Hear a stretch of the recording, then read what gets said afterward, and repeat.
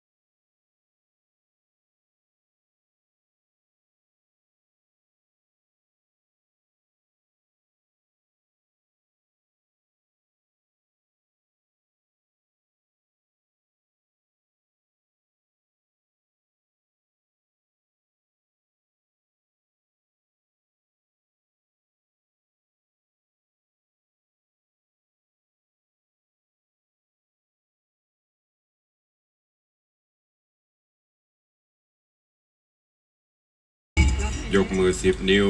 กราบนบนอบน้อมอย่างพระติรัตนแก้วเจ้าตั้ง3 ประการอันมีพระพุทธเจ้าพระสัทธรรมเจ้าพระสังฆเจ้าอันเป็นสรณะที่เปิ่งตีเคารพนับถืออันสูงสุดในชีวิตกราบคารวะแตบไตไวสาปุญญาบารมีธรรมพระมหาเถรานุเถระเจ้าคณะพระสังฆาธิการ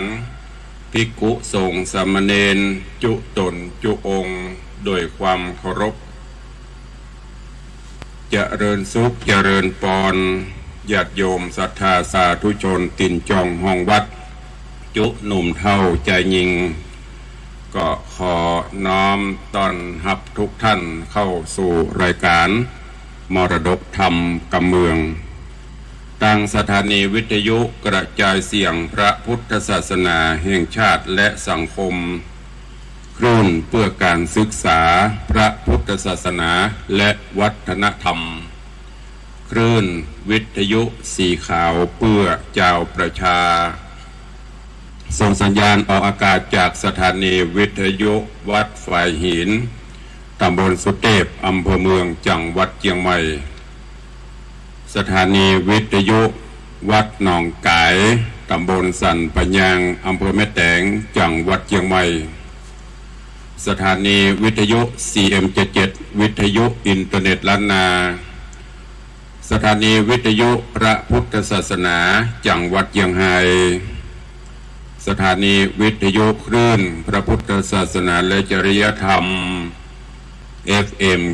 96.0 เมกะเฮิรตซ์ในเครือข่ายของวิทยุสีขาวเพื่อเจ้าประชา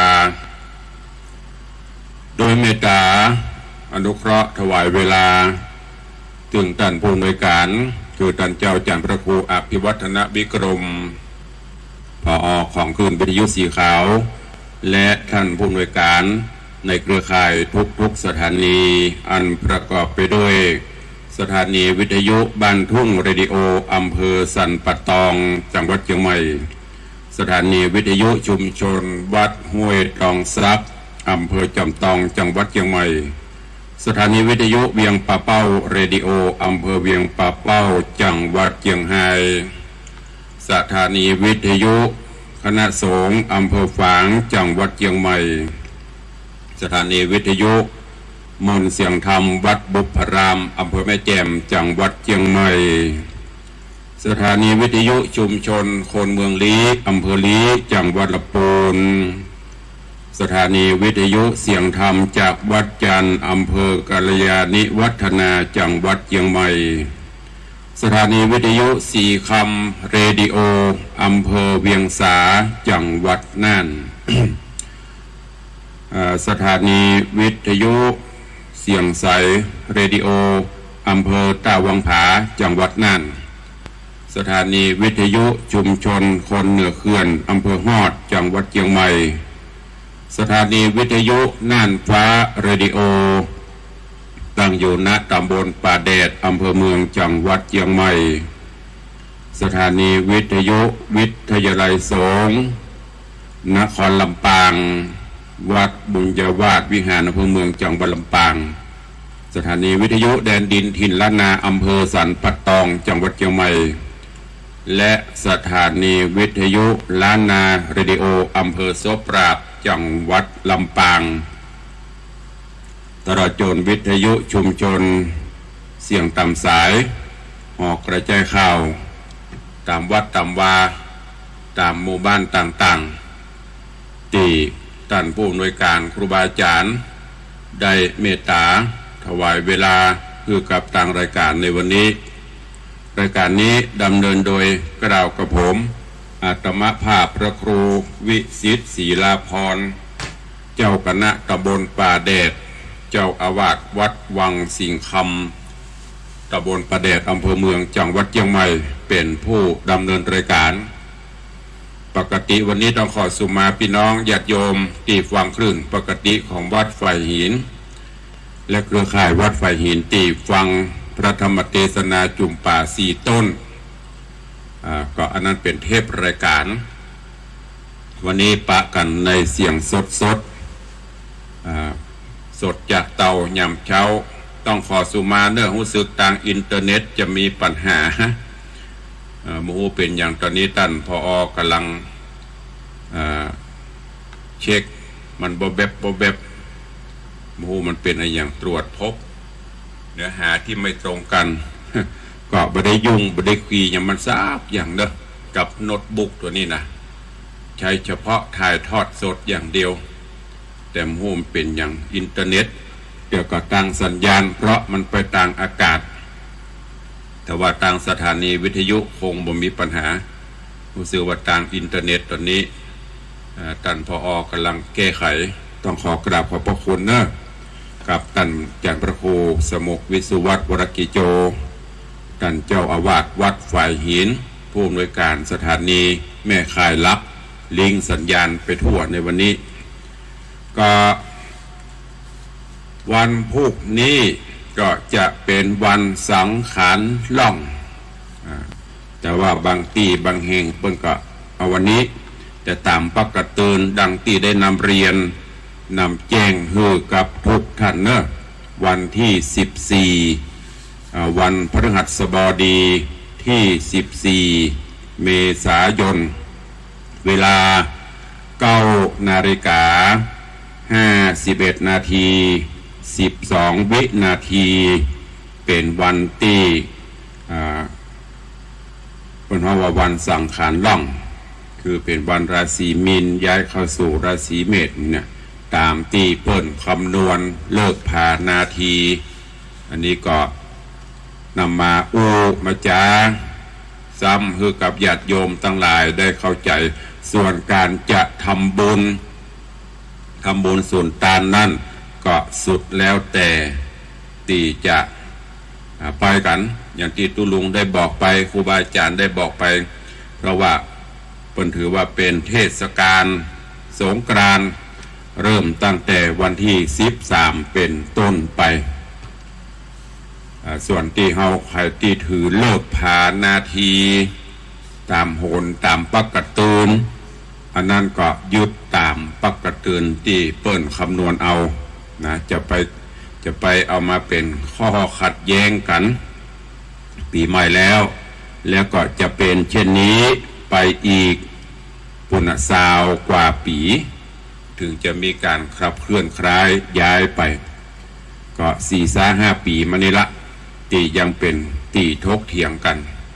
เกี่ยวกับวันต่างๆนี่ก็ขอนำเรียนแจ้งให้ญาติโยมทั้งหลายเนอะทำบุญส่วนตานได้ตลอดจะไปตานขันเข้าขันน้ำจะไปทำอย่างนั้นก็ไปได้ตลอดก่อนปีก็ได้หลังปีก็ได้ไปกันได้ตลอดเนอะในส่วนคลื่นวิทยุสีขาวพระเจ้าประชาของเฮาก็กิจกรรมในช่วงนี้ก็มีตลอดดังที่ต่างครูบาอาจารย์นักจัดรายการได้แจ้งให้ญาติธรรมเขาเนาะไปห่วมกินห่วมตานกันสร้างตานะปรมีธรรมที่ผ่านมานี่ก็ไปหลวงวัดจอมพอที่เวียงปะเป้าแล้วก็ยังมีแห่งกิจกรรมแห่งหลายๆที่อันนี้ก็ติดตามข่าวสารเนอะในเครือข่ายของวิทยุสีขาวเพื่อเจ้าประชาทางครูบาอาจารย์เปิ้นก็จะนำเรียนนำแจ้งให้กับปออกไม่ออกศรัทธาเฮาได้ปฏิบัติกัน ช่วงนี้อากาศก็เริ่มแปรปรวนเนอะจากที่ก่อนกับฝนตกหนาวมาวัน2 วันนี้ก็เริ่มร้อนอากาศจะร้อนอบอ้าวแต่ว่านี่ก็เริ่มร้อนก็ยังจะมีฝนมีอย่างอยู่เนอะเนี่ยอากาศก็แปรปรวนทางโรคภัยไข้เจ็บก็รุกรานนักก็ต้องป้องกันดูแลสุขภาพกันให้ดีเนอะโดยเฉพาะโรคระบาดโควิด ต้องขอประทานอภัยสุมาภัยเนอะเจ็บเป็นโควิดนะไอคงๆนะพระเจ้าอากาศมันเปลี่ยนแปลงไปจะเนี้ยก็ดูแลสุขภาพกันไปด้วยความเป็นห่วงจากตุลุงในวังเนอะปีใหม่มาแล้วญาติโยมทั้งหลายรูปหลายองค์ครูบาอาจารย์เพิ่นก็นำเอาอย่างก็ทำอานิสงส์ปีใหม่ตลอดจนเรื่องราวเกี่ยวกับปีใหม่มาจาให้ญาติโยมทั้งหลายได้รับทราบกันก็ตุลุงก็ได้เทศจบไปละวันทำอานิสงส์ปีใหม่แล้วก็ประกาศสงกรานต์ปีใหม่ตุลุงก็ได้นำมาจาให้ญาติโยมทั้งหลายละวันนี้ก็ยังนำมาจาย้ำมือแหมน้อยว่าวันสังขารล่องปีนี้แล้วก็ปีแหมซาวกว่าปีต่อไปหน้าจะตรงกับวันที่14เคลื่อนย้ายไปแหมวัน ถ้าลองไปค้นคว้าถ้าลองไปสอบไปดูดีมาที่ไปมันก็จะขึ้นลงจะเนี้ยเพราะนั้นก็แล้วแต่เนอะแล้วแต่คนห้องอย่างศรัทธาประสาทะความเชื่อความเลื่อมใสของภัยของมันแม้แต่ครูบาอาจารย์เขาบางวัดคนก็เอา13 14 15คำพิษบางอย่างกันเนอะแต่ว่าถ้าจะดูเลิกผ่านนาทีก็คือไปดูเอาปักกระตืนตีเปิ้นคำนวณมาแล้วตามตีบรรพชนเฮาครูบาอาจารย์เฮาได้ยึดถือเพื่อคือมันตรงกันส่วนการทำบุญก็สุดแล้วแต่จะไปลืมวันสังขารล่อง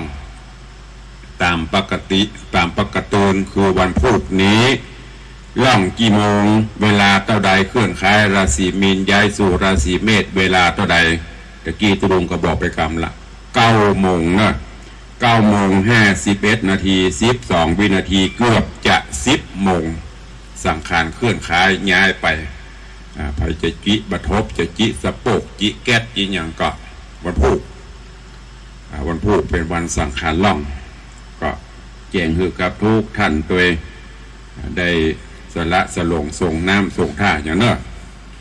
ก็ปีใหม่ความจริงแล้วอย่างที่ตุลงเคยบอกไปตามหลักพระพุทธศาสนาหลักธรรมคำสอนของพระพุทธเจ้าแล้วจะปีเก่าจะปีใหม่ปีใดก็ตามถ้าเฮาบ่ปรับปรุงเฮาบ่เปลี่ยนแปลงพฤติกรรมของตัวเก่าบ่แก้ไขตัวเก่ามันก็บ่แตกต่างกันอันนี้เป็นข้อที่เปิ้นฮือเฮามาคิดในรอบ365 วันจะผ่านพ้นไปเนี่ยคือเฮามาตรวจตราตรวจสอบดูตัวเก่าเฮาเป็นการเตือนตัวเก่าสังขารในที่นี้ครูบาอาจารย์ก็ได้บอกไปแล้วตุลุงก็นำมาเล่ามาบอกหลายครั้งว่าสังขารก็คือตัวเก่าเฮาเนี้ย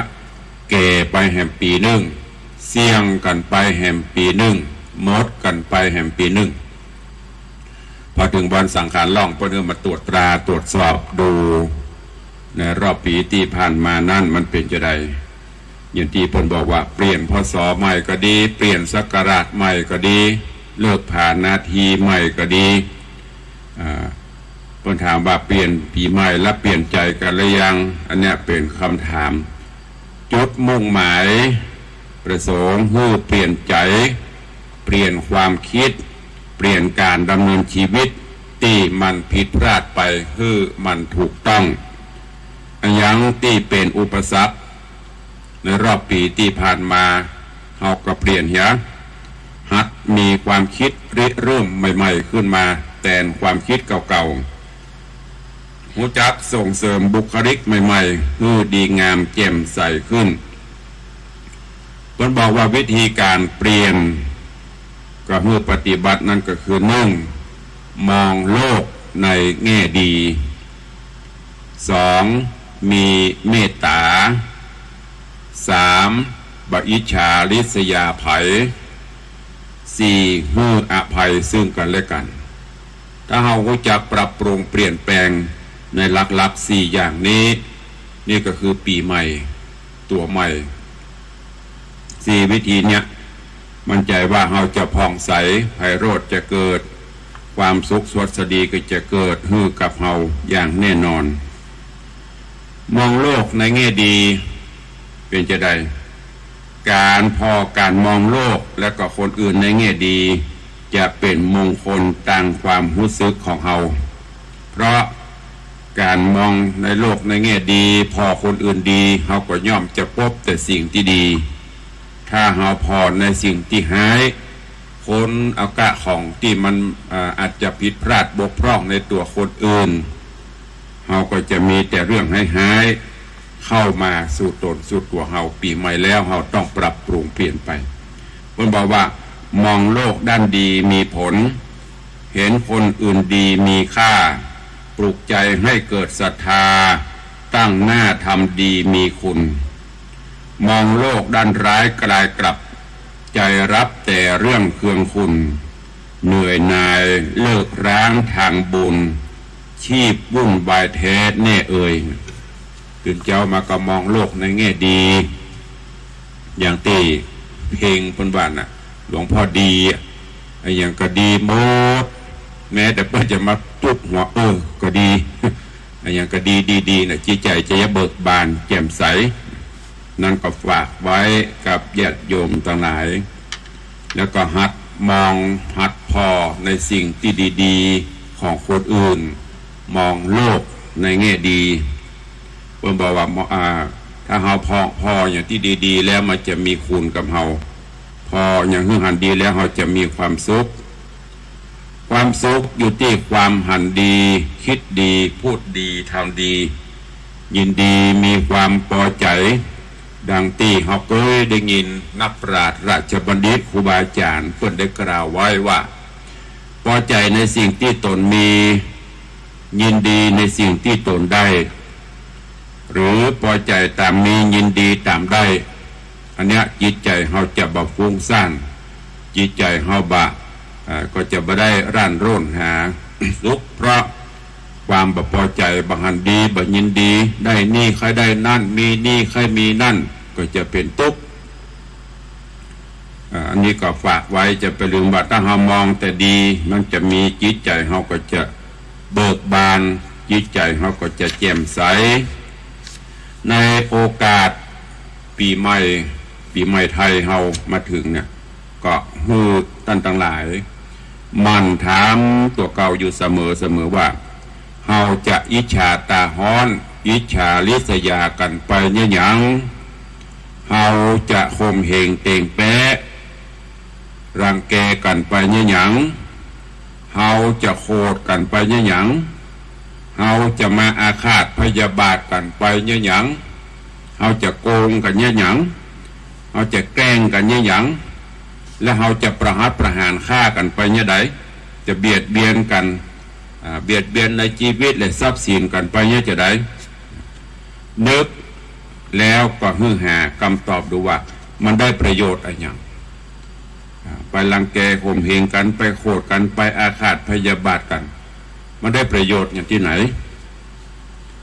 แล้วก็มันจะมีผลดีต่อตัวเก่าและสังคมจะได้ หากเขาตั้งตลายพอมาหันประโยชน์จากความรู้สึกนึกคิดดังกล่าวก็ฮึดยุดเหี่ยโอ้ไปอิจฉาตาฮ้อนกันอันเปิ้นดีอันเปิ้นเป็นดีมีหั่งไปอิจฉาตาฮ้อนเปิ้นก็มีประโยชน์ เขาก็ยุดเหี่ยมองโลกในแง่ดีเหี่ย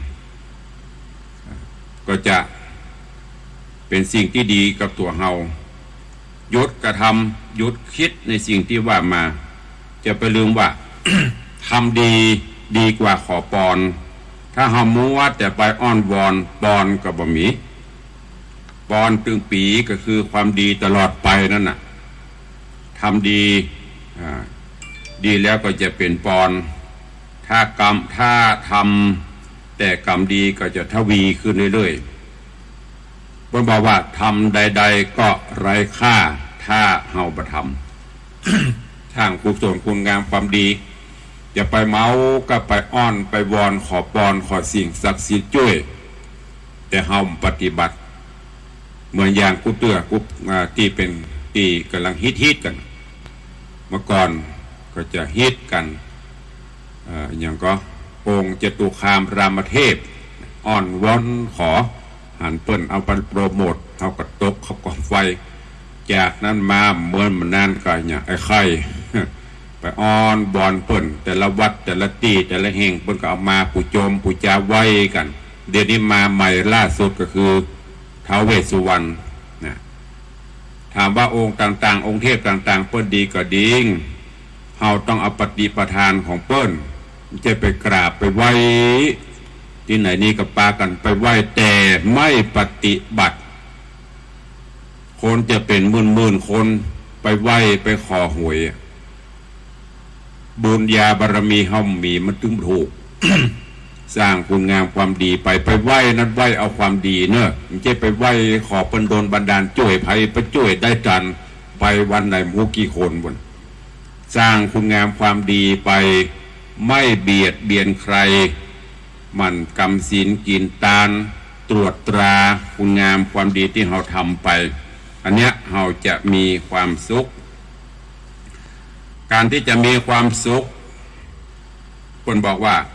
ต้องดำเนินชีวิตด้วยปัญญาใจสติปัญญาหรือดาบสลีกันใจน่ะมาปฏิบัติเอามาคิดเพียรฆ่ากิเลส กิเลสตัณหาความโลภความโกรธความหลงความอิจฉาตาฮ้อนอิจฉาริษยาต่างๆที่มันขึ้นมาฆ่าขว้างทั้งหมดอันเนี้ยบ่ผิดฆ่ากิเลสนะไม่ผิดมาสร้างเหตุแห่งความประมาท คือตั้งอยู่ในความบประมาทพินิจตรวจตราความดีความงามตลอดแล้วก็ปราศจากความตระหนี่จะไปขี้จิขี้เหนียวเกินไป ช่วยเหลือสงเคราะห์อันไหนที่เขาพอช่วยได้ก็ช่วยไปสังคมนี้ก็จะมีความสุขปีใหม่ก็จะเป็นสิ่งที่ใหม่ๆเข้ามาอันเนี้ยฝากไว้กับญาติโยมสาธุชนเฮาเจ้าข้าทั้งหลายเนอะในโอกาสวันปีใหม่ไทยที่จะมาถึงหรือว่าวันพวกนี้ก็จะโปนไปสั่งขารธรรมเฮาก็จะโปนไปขอให้เฮาท่านทั้งหลายได้ประพฤติปฏิบัติตามหลักธรรมคำสอนขององค์พระผู้มีพระภาคเจ้า คือมันทบทวนความหลังระวังความผิดและก็เตือนจิตเตือนใจเฮาอยู่เสมอพระพุทธเจ้าสอนให้ผู้คนรู้จักพลิกบทบาทของชีวิตดังที่บทกลอนพูดว่าอุปมาคล้ายเหมือนอย่างคนปิ้งป่า เขาปิ้งป่าน่ะงูว่าจะไม่เขาก็ต้องพลิกต้องกลับถ้าแบบปิ้นบักกับแบบปีกมันกับไม่ได้กินก่อนอุทานธรรมเพื่อนสอนไว้ว่าปลิ้งปลาหมองอแล้วกลับนี่คำหนอเจ็บแล้วจำปิ้งปลาหมองอแล้วกลับนี่คำขำเจ็บแล้วจำใส่กระบาลเร่งขานไขผิดแล้วจงกลับตัวเปลี่ยนหัวใจจะมีใครมาวอนไม่สอนตน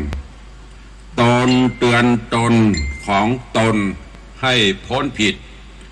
ตนเตือนจิตตนได้ใครจะเหมือนตนเตือนตนไม่ได้ใครจะเตือนตนแช่เชือนใครจะเตือนให้ป่วยการเตือนตัวเก่าเฮาพอแนวปฏิบัติครูบาอาจารย์แล้วก็เอามาปฏิบัติอย่างเอาไปไหว้อย่างครูบาอาจารย์ยกตัวอย่างไปไหว้ครูบาเจ้าศรีวิจัยครูบาศีลธรรมเขาเนี่ยก็ต้องเอาปฏิปทาของครูบาเปิ้นที่เปิ้นปฏิบัติเอามาใช้ไปแจ้งไปจุดธูปเป็น108 109ดอกใบควรขมงแต่บ่าวปฏิบัติบ่าววัดปฏิบัติคำสอนเพิ่นมาจึงให้ครูบาช่วยจะไปช่วยได้จะได้เราต้องเตือนตัวเก่าเฮาอย่างที่ลุงบอกที่ครูบาอาจารย์ว่า365วันจะผ่านไปนะเฮารู้ว่าเฮาทำอะไรอย่างไปพ้องดีหรือไม่ชั่วหรือดีเฮาก็คิดได้ถูกได้จะไปลืมไปบอกว่าชีวิตไม่ใช่เป๊ปซี่จึงบัดดีที่สุดชีวิตไม่ใช่สไปร์จึงมันสดซ่าซาบซ่าอันเนี้ยเราต้องมันชีวิตผิดพลาดไปก็ทำลายโอกาสอันดีงามคือความก้าวหน้าพยายามปรับปรุงตัวเก่าหันหน้าเข้าหาธรรมเรามักจะได้ยินอยู่เสมอว่าศีลธรรมเสื่อมญาติโยมทั้งหลายตุเจ้าตุลุงขานหัวโจรฝ่ามศีลธรรมไม่ได้เสื่อมคนต่างหากเสื่อมจากศีลจากธรรมยิ่งโลกเจริญในด้านวัตถุนักเท่าใดจิตใจคนก็ต่ำซามลงท่านมันจะบาลานซ์กันตื่นเจ้ามาก็จะเสพข่าวหันข่าวดีผ่องบดีผ่องส่วนมากจะข่าวไปยังหุผีเบาลองบุญไปตัดติตุเจ้าเปิ้นเตศเปิ้นสอนนะโมตัสสะนะมูลปะทะอื่นนะไปเสพข่าวดึงข่าวอาชญากรรมอาชญากรข่าวสปะสปันแล้วก็ชอบไปซ้ำเติมกันแล้วก็ไปยึดเอาสิ่งเหล่านี้มาปฏิบัติเป็นตัวอย่างที่บดี สุดท้ายมาก็เลยเดือดร้อนตัวเก่าเพราะฉะนั้นก็พยายามเนอะปรับปรุงตัวเก่า อย่างบาลีปนบอกว่าธัมโมหเวรคติธรรมจารีธรรมะย่อมรักษาผู้ประพฤติธรรมธัมโมสุจินโนสุขมาวหติธรรมอันบุคคลปฏิบัติแล้วย่อมนำสุขมาฮือเนี่ยฝากไว้กับทุกทนทุกขันทุกคนตัวเองเพื่อชีวิตไม่เฮาวันดีวันงามก็จะมาจะเปลี่ยนไปปรับปรุงตัวเก่าเฮาให้ดีที่สุดแล้วก็มันสอบถามตัวเก่าอยู่เสมอที่เพิ่นว่ากระทำภูตัสสะเมรัตตินทิวาวีติปัตตันติวันคืนล่วงไปบัดนี้เฮาทำอันอย่างอยู่ถามไผถามตัวเก่าเนี่ย อย่างตุลงปฏิบัติถึงวันเนี่ยตื่นเช้ามาก็ต้องมานั่งบันทึกว่าตั้งแต่ตื่นมาจนถึงเข้านอนไปที่ไหนพ่องทำอันอย่างพ่องวันนี้ตื่นมากี่โมงปฏิบัติอันอย่างพ่องเพื่อที่เราจะได้ตรวจตราตรวจสอบอยู่เสมอจะไปมัวท่า คนอื่นเปิ้นทำดีวันนี้ก็เป็นวันดีอย่างที่เขาไปหาเลิกหายามพุทธเจ้าบอกเลิกคือความพร้อมมาใดเลิกคือความดีจะขึ้นบ้านใหม่จะทำอย่างต่างๆนั่นเลิกก็คือความพร้อมอย่างบางท่านหาวันเปิ้นหาวันนี้บ่พร้อมเตื้อติดงานนั่นแสดงว่าเลิกบ่ดีพร้อมมาใดคำว่าพร้อมนั้นพร้อมทั้งปัจจัยพร้อมทั้งทุกอย่างพร้อมนั่นก็คือเลิกงามยามดีเลิกจะงามดีปานใดถ้าบ่พร้อมคือสตางค์กับมีอย่างกับมีมันกับบดีอันนี้ฝากไว้กับทุกท่านเนอะ ปีใหม่แล้วหันหน้าเข้าหากันมีปัญหาใดในครอบในครัวในบ้านในจองในเพื่อนในฝูงก็ช่วยกันแก้ปัญหาปรึกษากันไปแก้ไข ตัวเก่าจะปะทะกับคิดแก้ไขกฎหมายกติกาสังคมเพื่อเข้ากับกิเลสตัวเก่าแก้นิสัยแก้สันดานว่าท้องว่าสันดอนขุดได้สันที่ไหนมันดอนไม่โคจก5 นาทีก็ไปถึงเรียบเหมือนหน้ากรองใจแต่สันดานเขาเนี่ย แม่โคก็จกก็ดึงได้ถ้าเขาบอกแก้เขาบอกจกคนเดียวนะเพื่ออภัยความผิดพลาดเป็นเรื่องของมนุษย์แต่การรู้จักเพื่ออภัยเป็นเรื่องของเทวดาเพิ่นว่าเพื่ออภัยกันเหียในรอบปีที่ผ่านมาปีกันน้องกันกาเปื่อนฝูงกาหรืออย่างที่มันนี้แก้ไขได้ก็คืออภัยจะไปจองกรรมจองเวรกันแล้วก็ปลูกไมตรีสร้างสัมพันธไมตรีงูฮักกันไปสามัคคีกันไว้ก็จะช่วยให้ชีวิตบ้านเมืองเฮามีความสุขปีใหม่มาสังขารล่องไปสังขารใหม่จะมาเฮาก็จะมีความสุขเนอะก็ขอฝากไว้กับปออกเปออกศรัทธานาบุญเฮาเจ้าข้าต่างหลายในโอกาสตีสังขารปีเก่าจะพ้นไปปีใหม่จะมาถึงนี้เจ้าวันนี้ก็เลยนำเอาเรื่องราวสาระที่ดีมาฝากคือกับทุกท่านในวันนี้ ก็ก่อนที่จะได้ตักได้ตายได้อู้ได้จ๋ากับสถานาบุญเท่านั้นก็กิจกรรมงานต่างๆเนอะกิจกรรมแต่ละวัดแต่ละวาในโอกาสปีใหม่ก็จะมีการทำบุญตักบาตรตามขันเข้าขันน้ำสู่มาคารวะส่งน้ำ ดำหัวพ่อแม่ผู้เฒ่าผู้แก่ครูบาอาจารย์พระเจ้าพระสงฆ์กิจกรรมเหล่านี้เป็นสิ่งที่ดีขอเชิญชวนทุกท่านเนอะทำบุญตานขันเข้าขันน้ำคือป่อคือแม่บรรพชนใกล้วัดไหนก็ไปวัดนั่นอุปถัมภ์วัดใดก็ไปให้อันตามความสะดวกของญาติโยมต่างหลายอย่างที่ได้บอกไปบ่ต้องไปแออัดกันวันเดียวทยอยกันไปไผ่ว่างวันไหนก็ไปถามว่าแล้วปีใหม่แล้วไปได้ก็ตะลุงก็ไปได้การทำบุญนั่นทุกวันทำทุกวันเพื่อเป็นวันดีมันก็ดีนะกิจกรรมอันหนึ่งก็คือการสู่มาคารวะ รดน้ำดำหัวพ่อแม่ครูบาอาจารย์อันนี้ก็จะไปละไปลืมฮีดเก่าหอยเดิมเฮาไม่จำเป็นที่จะต้องมีของอย่างนักขอที่ขาดมาได้ก็ทูบเทียนดอกไม้น้ำขมิ้นส้มป่วยไปสละสลง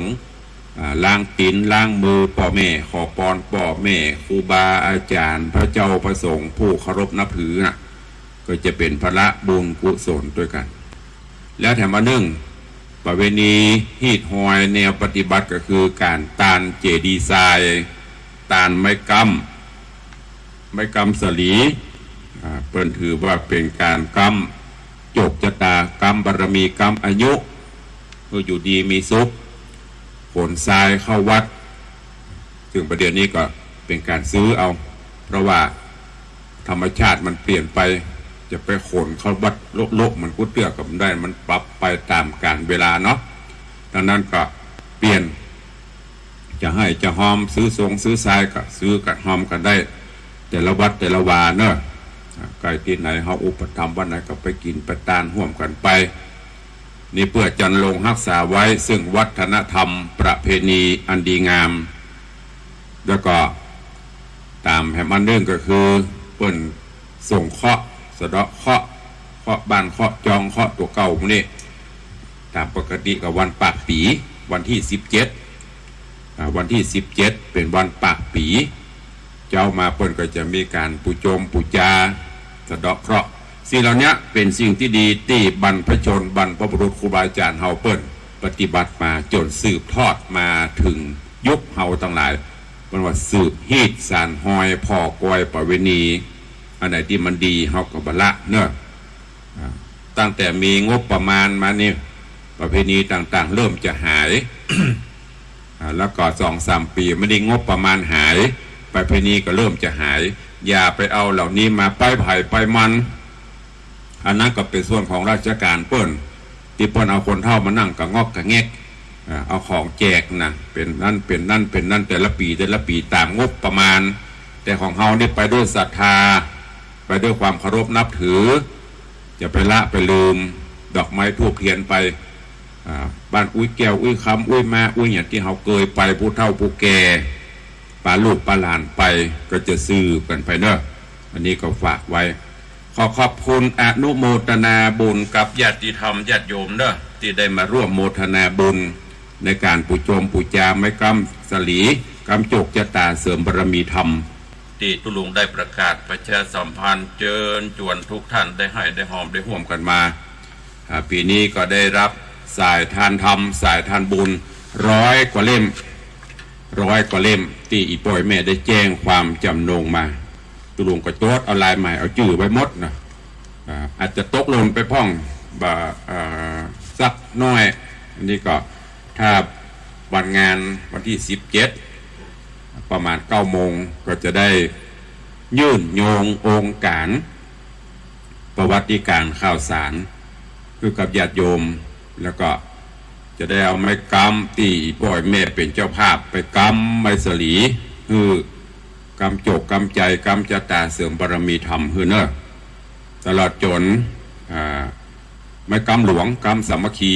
อันนี้ก็ญาติโยมก็ให้หอมมาก็เอาไปเขียนใส่คือโมดแล้วก็แหมอันนึงก็คือที่ตุลุงได้เจิญจวนเฮาเจ้าข้าทั้งหลายได้ร่วมกันสร้างห้องปลดทุกข์หรือว่าห้องน้ำห้องสุขาก็ปรับไปตามแบบตามแปลนตอนนี้เบ็ดเสร็จแล้วมีตึงมดตึงมวลกัน12 ห้อง12 ห้องก็จะเป็น13 ห้องผู้พิการ1 ห้องสุภาพสตรีหรือไม่ยิง4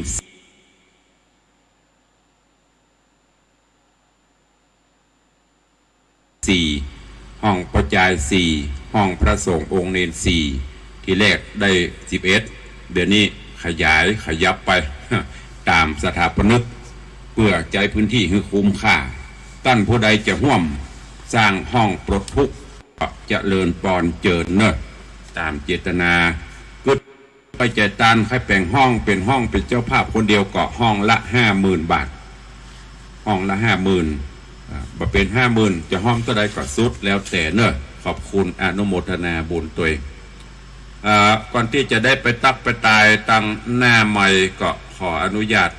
ตักตายญาติโยมศรัทธาที่เข้ามาตั้งติดตามกันตั้งเฟซบุ๊กก่อนเนาะ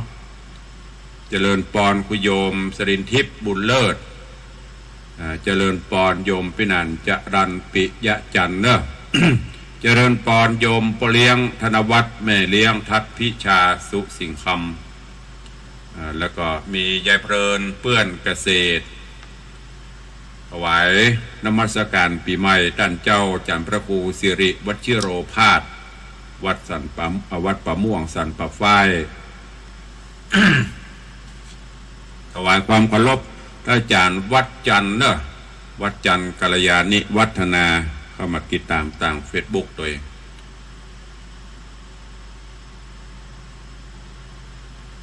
ท่านเจ้าจามพระครูธรรมธรบพิตรวัดแม่ขาน้อย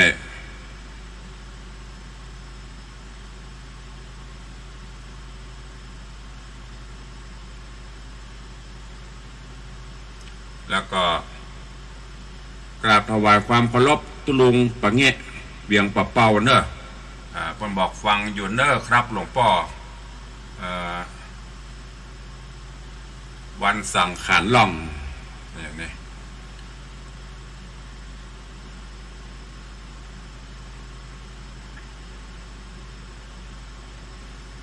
เพิ่นบอกขอเอาความสบายในร่างกายหลวงพ่อล่องลอยไปโดยสังขารสาธุเนอะกราบขอบพระคุณหลวงพ่อวัดตุลุงปะเงะเบืองปะเป้าแล้วก็มีโยมนวลศิริหินเขียวโยมจรันนี่เป็นภาษาอังกฤษอ่านบ่ได้โยมพี่จัญญาฟองทรัพย์กำลังเข้ามาชมตัวขอบคุณทุกเสียงทุกสายตัวเนอะ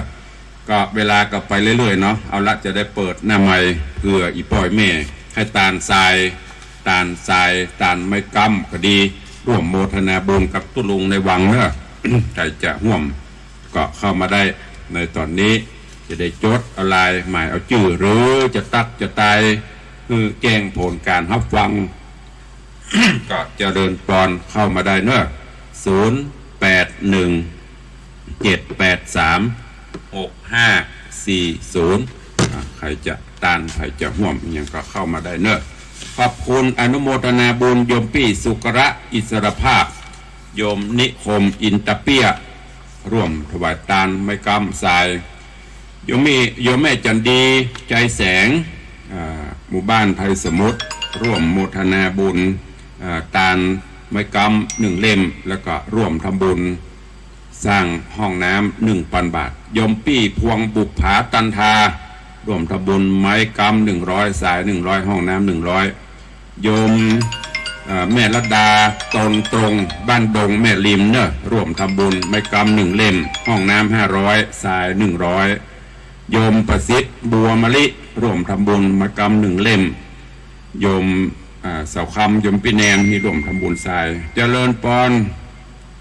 ไปสาขาไปสาคุบาท่านเจ้าตนทุองค์สุวัติวาเนอไปสานักสินนักบุญที่ได้ฟังด้านพระโคเอาใจไปเนอความพร้อมอย่างกระดึงมาเต้าพระเจ้าอยู่เนอแจ้งมาแจ้งพระเจ้าอยู่แล้วนั่นน่ะสาธุอนุโมทนาปุเรียงเนอสาธุบุญรักษาสุขภาพสมบูรณ์แข็งแรงเนอได้พระครูรักษาดูแลสุขภาพแก้วเจ้าสาวการคุ้มครองนั่นพระครูเนอสาธุเจริญปอนกระยมปุเรียงธนวัฒน์เจริญปอนพระนานประเสริฐไปสาขาปลุงสวัสดีเจริญปอนสวัสดีปีใหม่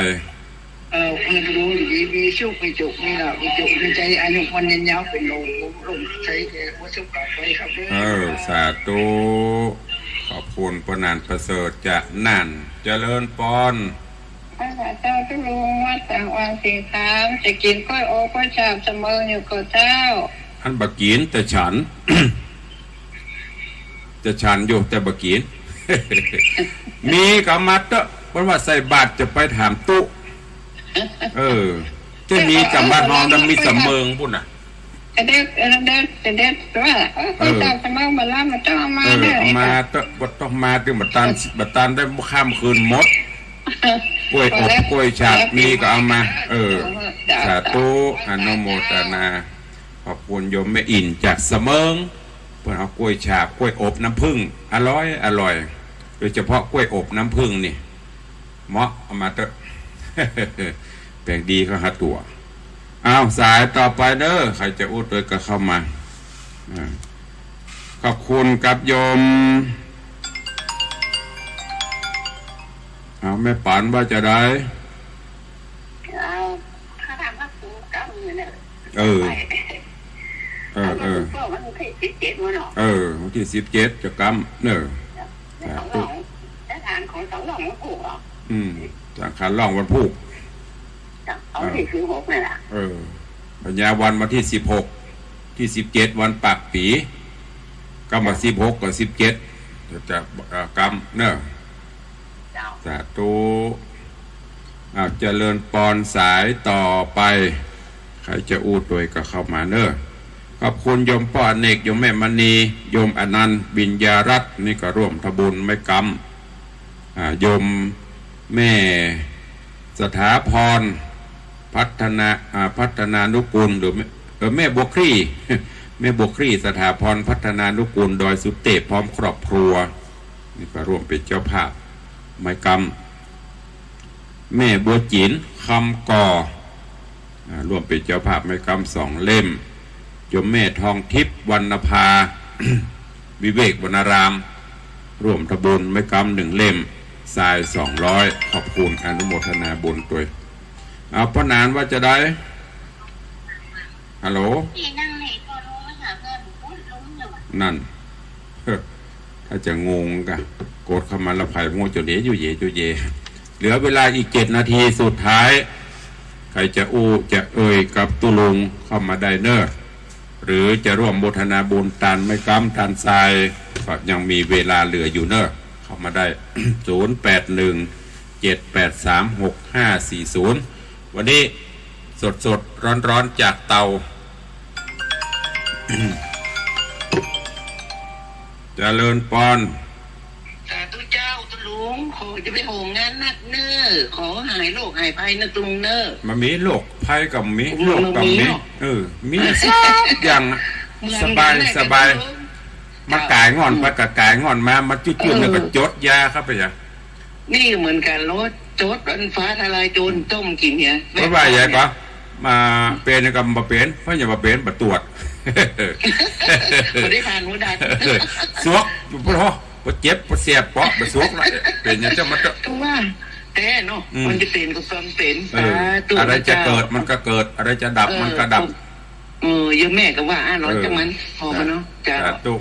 สาธุแม่เนอบุญรักษาเจ้าจะสาธุ5 นาทีสุดท้ายตอนนี้โล่งลึงใครจะอู้ตัวตุลุงเข้ามาฟังอยู่ที่ไหนตั้งใด0817836540เข้ามาเลยโล่งลึงใครจะอู้ตัวกับมาเด้อหลังจากปีใหม่แล้วก็ดีใครกินใครตานใครสร้างห้องปลดทุกข์กับตุลุงก็มากิจกรรมบอกว่าจะเป็นในคลื่นสีขาวเขาก็ดีเนอะหรือว่าขึ้นวัดไฟหินที่ตุลุงได้จัดก็มีตลอดฟังข่าวไปใครห่วงบุญก็ห่วงกันไปตามอัตภาพตามสภาพเนอะเจริญปอนใบสาตุลุงเจ้าอันนี้แม่ฉีปูนสันทุระบ้านหนองล่องตำบลมันเป่าอำเภอเมียงจังหวัดลำปางเนี่ยพังตุลุงอยู่เนี่ยสาธุเจ้าเข้าใจดีขอให้อายุขอยิ้มตุลุงอายุมันยืนยาวเนอะให้ร้อยสาวขอบข้าวพรรษาเด้อสาธุอนุโมทนาจากลำปางหนาสาธุอนุโมทนาฟังตุลุงแต่บัดใส่กันทำตุลุง อูดแต่ผ่องเด่นผ่องวันนั้นมีแม่อย่างฮะก็โต๊ะสตางค์มีกระเหรียญแม่ก็ลืมจื่อไปละได้ประมาณ300-400ลูกบ่าวบอกว่าอันนี้สตางค์อีแม่จอมตึงวันกันทำเนอะเอามาตาลก็ดีละบทนาสาธุเอาใครจะอู้ตัวแหมเวลาไปเรื่อยๆแล้วก็หลังไม้แล้วก็เดี๋ยวก็โทรเข้ามาหาจุงบักกล้าโทรหน้าไม้ตุลุงก็ต้องมีภาระนะจบรายการแล้วตุลุงก็ปิดอันเนอะไม่รับละก็เดี๋ยวถ้ามานั่งฮับโทรศัพท์นี่หลังรายการนี่มันได้ไปได้ไหนล่ะ3 นาทีสุดท้าย0817836540ใครจะอู้ตัวเข้ามาเจริญปอนจะ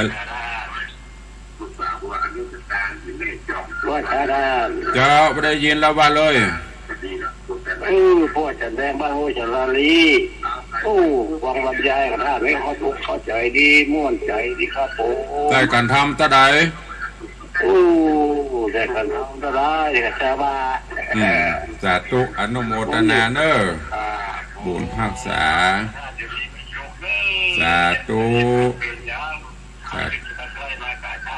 สาธุอนุโมทนาจากลีเข้ามา2 นาทีสุดท้ายถ้ามันมีภัยก็จะได้ล่ำได้ลาอาทิตย์หนึ่งมาปะกันจนกว่าจุ่มป่าซีต้นจบก็จะเป็นสดจากเตาจนนี้ฟังจุ่มป่าซีต้นหมูถึงตอนไหนแล้วมุนไม่ได้ถามท่านอาจารย์พระครูมีก็2 นาทีสุดท้าย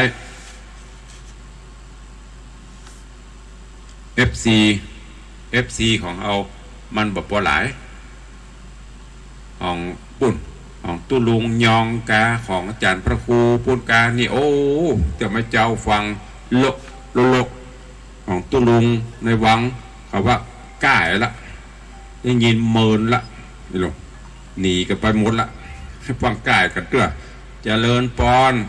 ไว้สาเจ้าได้มาครูเจ้าฟังอยู่เจ้าฟังอยู่ตังใดยายเพื่อนเกษตรเจ้าเด็กหญิงพะเลินกะสาธุอนุโมทนาบุญรักษาปีใหม่อยู่ดีมีสุขเด้อสาธุไว้สาเจ้าสาธุยายพะเลินเพื่อนเกษตรสาธุอนุโมทนาโอ้ยไปต่ำใส่มันแล้วเนาะพอควรแก่การและเวลามันจึงมีแต่เอี้ยแฟนคลับตุลุงไม่เกิน10ไม่เกิน20หมอกเอี้ยหมอกม่วนก็พอควรแก่เวลาวันนี้ได้นำสาระข้อคิดเรื่องราวปีใหม่มามาจ๋าฝากเป็นปอนดีปีใหม่กับญาติโยมทั้งหลายเนอะปีใหม่แล้วก็ขอให้ปีใหม่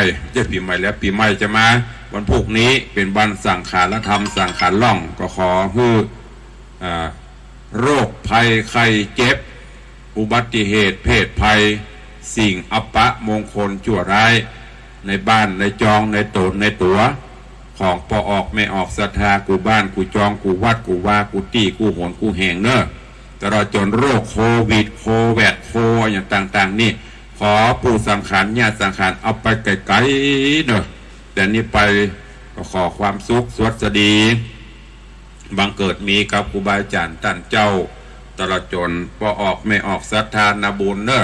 อยู่ดีมีสุขจุ่มเนื้อเย็นใจขอให้มีสุขภาพพลานามัยสมบูรณ์แข็งแรงได้อยู่กินอยู่ตานกำโจวละพุทธศาสนาองค์สลีสัพพโญพุทธเจ้า